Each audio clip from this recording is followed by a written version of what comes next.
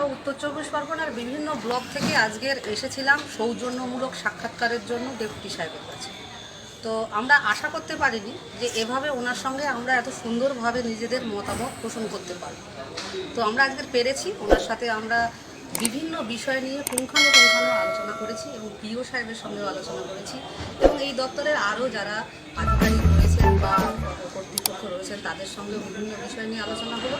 মূল বিষয়বস্তু যেটা ছিল সেটা দিদিকদা বলেছেন, তবু আর একবার রিপিট করছি, যেমন ইনসেন্টিভ বকেয়া 3 মাস আমরা পাচ্ছি ডিসেম্বরের শেষের দিকে, এই আশ্বাস উনি দিয়েছেন।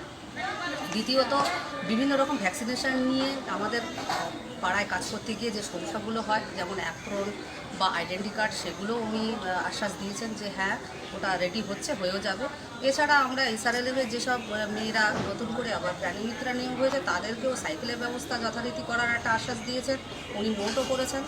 এছাড়াও আমাদের ইউনিফর্মের ব্যাপারটা যেটা কিনা আমরা পাড়ায় কাজ করতে গেলে আমাদের একটা আত্মমর্যাদা, সেটাও একটা আশ্বাস দিয়েছেন যে হ্যাঁ আপনারা লিখিতভাবে জমা দেন, অবশ্যই আমরা অ্যাপ্রনের ব্যবস্থা করব।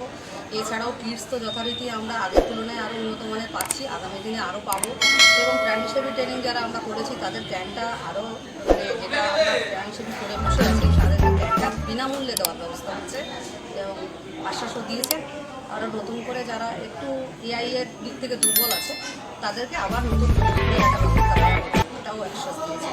সব মিলিয়ে আজকের আমরা যারা ব্লকের প্রত্যেকটা প্রাণীমিত্রা প্রাণীবন্ধু এআই ওয়ার্কার এসছি, প্রত্যেকে তাদের নিজেদের সুযোগ সুবিধাগুলো তুলে ধরতে পেরেছে এবং দুয়ারে সরকারের অনেকে টাকা পায়নি, সে বিষয়ে তারা মতামত জানিয়েছে এবং আমরা সুন্দরভাবে আমাদের প্রত্যেকটা সদস্য তারা মন খুলে কথা বলতে পেরেছে, এটা আমাদের একটা বড় পাওনা।